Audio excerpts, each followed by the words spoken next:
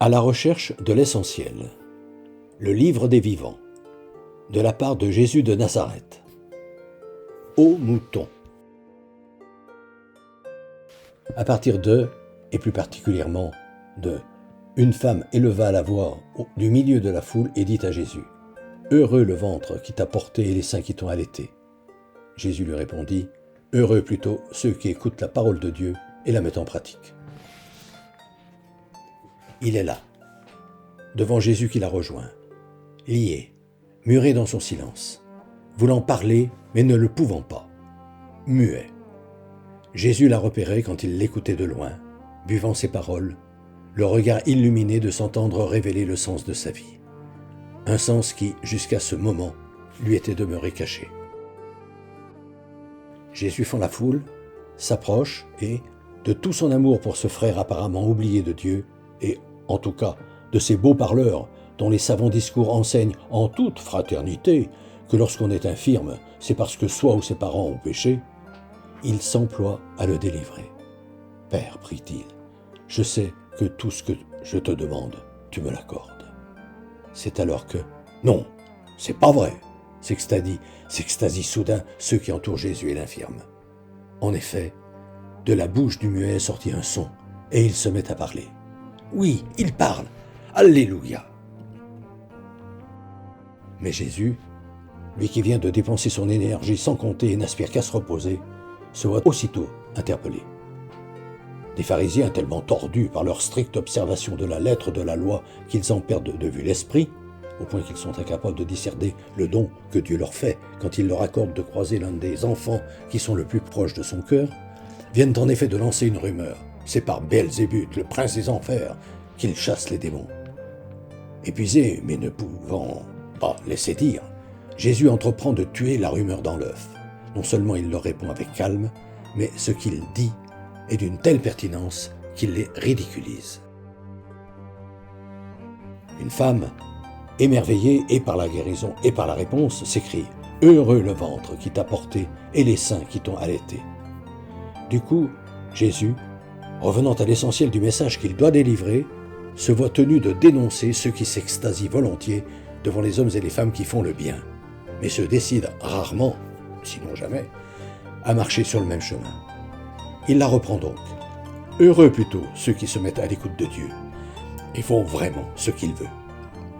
Revenant aux pharisiens qui l'ont calomnié, il dit à ceux qui se bousculent de plus belle autour de lui : ces gens-là sont une mauvaise engeance. Ils prennent des airs entendus pour étaler leur science, notamment en se permettant de définir qui est Dieu, prétention que dénonce l'auteur de la Genèse en utilisant l'image du fruit de l'arbre de la connaissance qu'il interdit aux hommes de manger.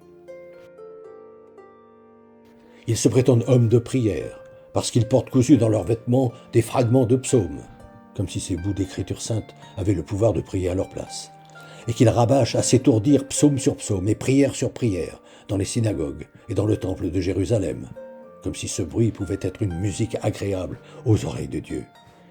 Quand je leur dis, pour les inviter à me suivre, « Moi je suis d'en haut, en vérité, dans le royaume de Dieu, c'est de là que je vous parle, mais vous êtes d'en bas. » Ils sont tellement embourbés dans leur façon de penser terre à terre qu'ils comprennent que je me fais Dieu, Dieu lui-même, et ils me condamnent, comme si Dieu avait besoin d'eux pour se défendre.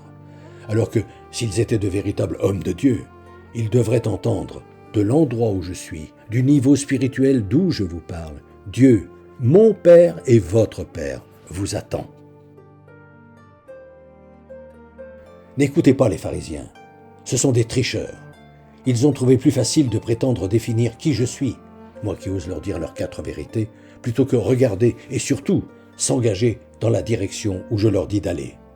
Le bruit du miracle accompli, par celui qui fait la une de la presse orale dans toute la Galilée et la Judée, a fait s'amasser par milliers les gens autour de Jésus, au point qu'ils s'écrasent les uns les autres et se bousculent, chacun n'ayant qu'une idée en tête, le voir et l'interroger sur ce qui lui tient à cœur.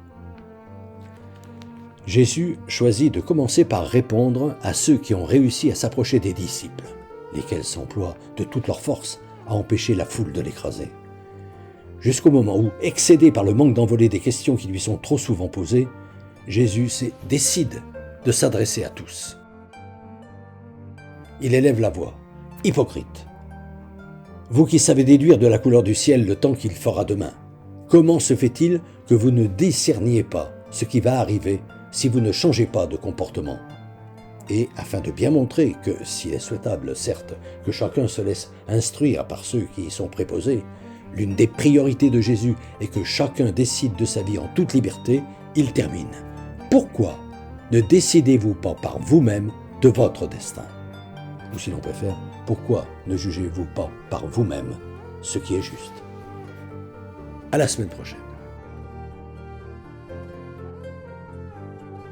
Depuis des années, environ une fois par mois, j'envoie une lettre d'information spirituelle à tout mon carnet d'adresses. Le thème du moment est, depuis janvier 2019, « Être chrétien, ça veut dire quoi ?» Si ce sujet vous intéresse, n'hésitez pas à me transmettre votre mail en vous contentant d'indiquer auditeur YouTube, vos noms et prénoms et éventuellement votre numéro de téléphone si vous souhaitez me parler.